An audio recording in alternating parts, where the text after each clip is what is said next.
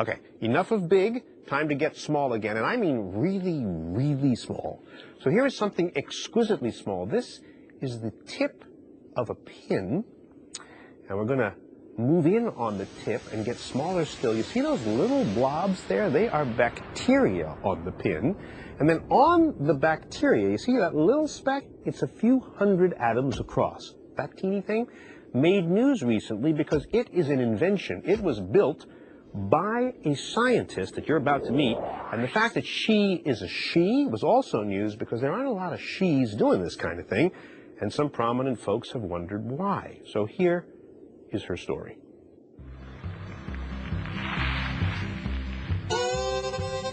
Naomi Halas knows how guys think. Her ranch in Texas is way, way outside Houston in brush country, so it's a little hard to find. But as it happens, one of our neighbors used to be was a former penthouse pet, so she was a bit of a local celebrity.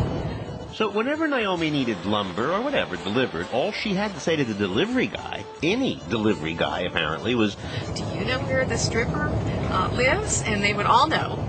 And so rather than going into long detailed directions, all I'd have to do is say, "Well, we're about 200 yards past the stripper on the left." The ranch is for weekends. During the week, Naomi Halas is a professor at Rice University teaching nanotechnology and applied physics, fields that are 90% dominated by men. But not here, not in her group. If you look around, it's about even, which is different for guys. What else could I say? And very different for women. Being a woman has actually never been an issue for me in this group. You just forget about it, which is nice. It's a nice feeling because a lot of people aren't that lucky. Yeah. So how'd this happen? How'd Naomi create such an unusual balance?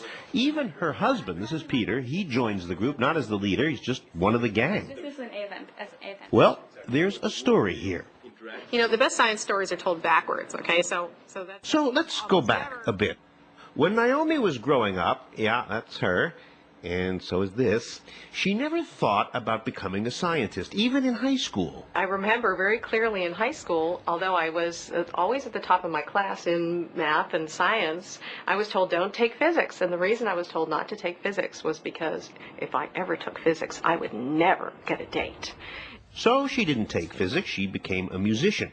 And one day she was wondering where sounds came from, and a friend said, well, acoustics requires calculus. But of course you've taken calculus, haven't you? And it just kind of hit me like a load of bricks.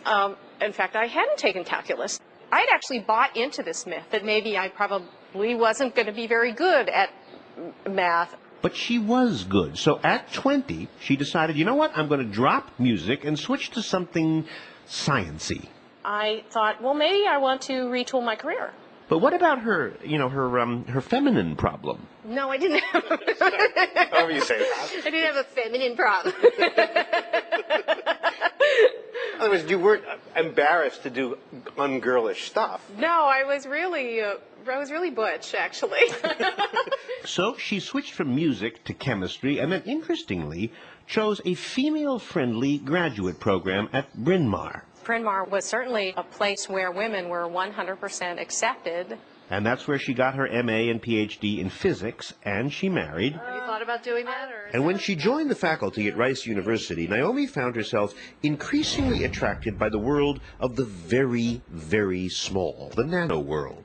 This is a vial of gold nanoparticles, solid gold nanospheres. They're so small you can't see them. They're little clumps of gold atoms. But if you can invent a clump that's hollow inside, it'll absorb a different color of light. And by changing the thickness of the gold shell, you can make it absorb whatever color you want. So look, here, what was once ruby red is now clear. Naomi's work was new and very interesting to graduate students, well, to men. Women...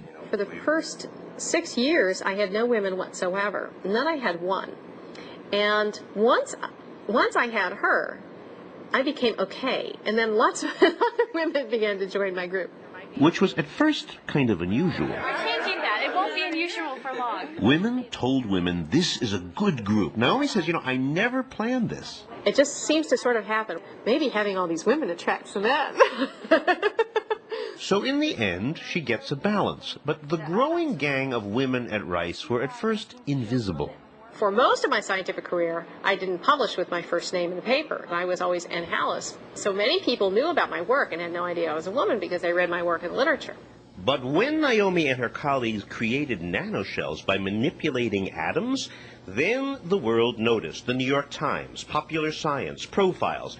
Nanoshells made Naomi and her lab famous.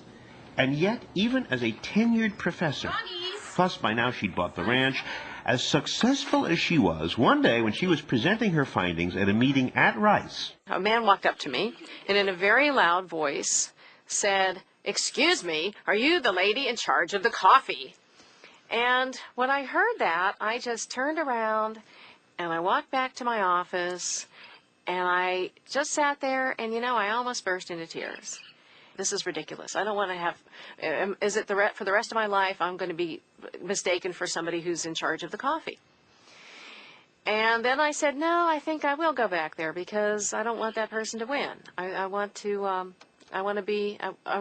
participate in this form, and I don't care if he thinks I'm in charge of the coffee. So I went back. and the contact she made at that meeting led to a business which she started with biology professor Jennifer West, and they are now injecting nanoshells into animals with cancer. So here, just for fun to demonstrate, we're using a chicken breast. The nanoshells will gather inside the tumor. And once they're in place, then light is shined through the skin and down into the tumor site. Warming up the nanoshells so they burn the tumor. That's the steam here. And that's sufficient to kill the cells in the tumor. So without radiation, with light, you can attack cancer sites. That's incredibly non-invasive if you consider other types of cancer therapies. These therapies are still being tested by the women and the men who have gathered around Naomi. But the women, she says, even now, have to struggle to stay in the game. I always thought it was a generational thing. I always thought, well, when I was a young scientist, I thought, oh, those are the older people. They're like that. But when I'm older, then people won't be like that anymore. But they are. Too often, female grad students drop out, lose confidence, struggle to balance children and family. Naomi, I noticed, does not have children, which made me wonder if that's about work. No, I cannot have children. Oh. So it's not that we didn't try. I am absolutely, that's another thing that people sometimes do look at someone who's childless and say, well, you like science more than, children and flowers and, things like that, but no, I like kids too. So what she doesn't like is that half the kids, all the girls, still have trouble making the life that she has made. That struggle isn't over.